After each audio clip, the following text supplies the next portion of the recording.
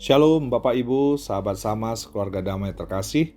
Kiranya Bapak Ibu dan saudara-saudaraku semua hari ini dalam keadaan baik, sehat dan dipenuhi sukacita.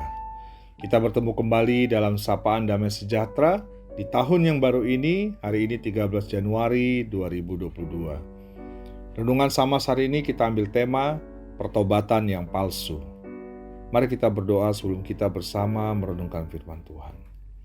Bapa Surgawi, kami bersyukur untuk kebaikan-Mu Tuhan. Kami berterima kasih untuk kesehatan yang Tuhan beri. Dan kami bersyukur untuk hari ini kami masih bisa merenungkan sapaan firman-Mu. Urapi hati dan pikiran kami dalam kami memahami kebenaran akan firman-Mu. Amin. Bapak Ibu keluarga damai yang terkasih, bacaan Samas kita hari ini diambil dari Kisah Para Rasul 8 ayat 18-24. Demikian firman Tuhan. Ketika Simon melihat bahwa pemberian Roh Kudus terjadi oleh karena rasul-rasul itu menumpangkan tangannya, ia menawarkan uang kepada mereka serta berkata, "Berikanlah juga kepadaku kuasa itu, supaya jika aku menumpangkan tanganku di atas seseorang, ia boleh menerima Roh Kudus." Tetapi Petrus berkata kepadanya, "Binasalah kiranya uangmu itu bersama dengan engkau, karena engkau menyangka bahwa engkau dapat membeli karunia Allah dengan uang. Tidak ada bagian atas hakmu dalam perkara ini, sebab hatimu tidak lurus di hadapan Allah. Jadi bertobatlah dari kejahatanmu ini dan berdoalah kepada Tuhan, supaya Ia mengampuni niat hatimu ini. Sebab kulihat bahwa hatimu telah seperti empedu yang pahit dan terjerat dalam kejahatan." Jawab Simon, "Hendaklah kamu berdoa untuk aku kepada Tuhan, supaya kepadaku jangan kiranya terjadi segala apa yang telah kamu katakan itu." Demikianlah pembacaan firman Tuhan kita. Bapak Ibu, saudaraku terkasih, hari ini kita merenungkan satu bagian firman Tuhan yang merujuk kepada satu judul perikop, Filipus di Samaria. Suatu bagian firman Tuhan tentang kisah pelayanan seorang pelayan Injil Filipus dalam memberitakan Injil di Samaria. Filipus adalah satu di antara 7 pemberita Injil yang dipilih para rasul untuk memberitakan Injil. Di sana dia memberitakan tentang Mesias dan melakukan banyak mukjizat dan banyak mengusir roh jahat dan menyembuhkan orang sakit hingga banyak orang yang bertobat menerima Injil dan kemudian dibaptis oleh Filipus. Di antara banyak orang yang bertobat, ada seorang yang bernama Simon. Simon dahulunya adalah seorang tukang sihir ulung dan sangat dikenal di Samaria. Ia sebagai tukang sihir yang mentakjubkan rakyat Samaria. Dia memiliki banyak pengikut karena sudah lama ia mentakjubkan mereka oleh perbuatan-perbuatan sihirnya. Orang-orang menganggap dia seorang yang sangat penting dan ahli dalam ilmu sihir. Dalam bacaan kita tadi di pasal 8 ayat yang ke-10 disebutkan, "Semua orang besar kecil mengikuti dia dan berkata, 'Orang ini adalah kuasa Allah yang terkenal sebagai kuasa besar.'" Dia dianggap orang Samaria sebagai utusan Allah yang memiliki kuasa yang besar. Namun dengan hadirnya Filipus yang memberitakan Injil tentang kerajaan Allah dan tentang Yesus Kristus, dan dengan kuasa karunia mengusir roh jahat dan kuasa menyembuhkan, orang-orang akhirnya meninggalkan Simon si penyihir ini dan mengikut Filipus dan menjadi pengikutnya. Dan Simon si penyihir ini juga akhirnya bertobat dan menjadi pengikut Filipus dan selalu bersama dia dalam tugas pelayanannya. Simon bertobat karena takjub menyaksikan hasil pelayanan Filipus.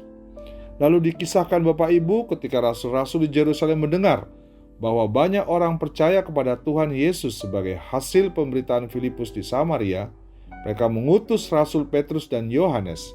Setibanya di Samaria, kedua rasul itu mendoakan sambil menumpangkan tangan di atas orang-orang yang sudah percaya, sehingga orang-orang Samaria itu menerima Roh Kudus. Ketika Simon penyihir ini melihat bahwa pencurahan Roh Kudus terjadi oleh karena rasul-rasul itu menumpangkan tangannya di atas orang lain, maka timbullah niat hati yang dikuasai pikiran jahat dan rancangan yang licik. Simon menawarkan uang kepada kedua rasul itu agar dia juga bisa memperoleh kuasa untuk menumpangkan tangan atas seseorang supaya orang itu menerima Roh Kudus.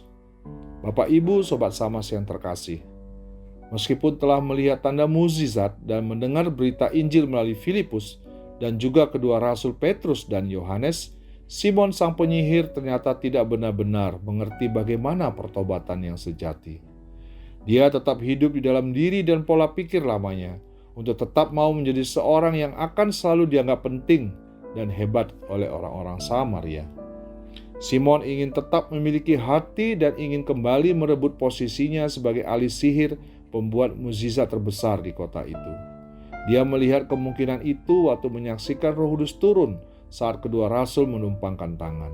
Menurut hatinya, ini merupakan mukjizat yang sangat besar, dan dengan mukjizat ini, dia ingin tetap menjadi tukang sihir yang terkenal, bisa memberikan kuasa Roh Kudus kepada orang lain.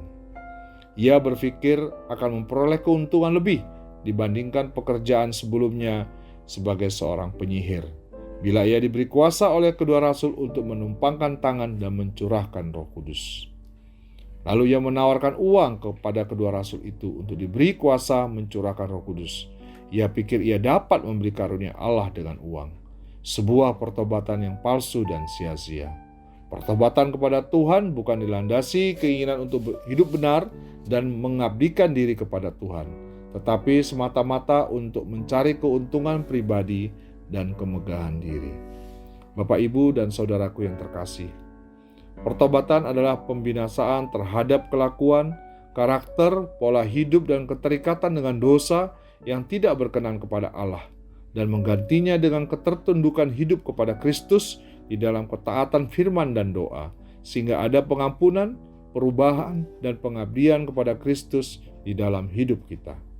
Bagaimanakah dengan iman dan pertobatan kita di hadapan Kristus sekarang ini? Apakah kita telah beriman dan mengabdikan hidup kita bersungguh-sungguh di hadapannya untuk menjadi hambanya, atau masih berpura-pura seperti Simon, si penyihir yang bertobat hanya untuk kepentingan dan keuntungannya pribadi dan terus tetap menjadi hamba dunia? Kiranya Tuhan menguatkan pertobatan dan iman percaya kita. Amin. Mari kita berdoa. Bapa dalam surga, terima kasih untuk sapaan firman-Mu hari ini, untuk kami belajar beriman teguh dalam pertobatan kami, untuk kami setia dan sungguh-sungguh meninggalkan kepentingan pribadi kami, dan mengabdikan hidup kami sungguh-sungguh untuk menjadi hamba-Mu yang setia. Dalam nama-Mu Tuhan Yesus kami berdoa. Amin. Sobat Sama, selamat berkarya, Tuhan Yesus memberkati.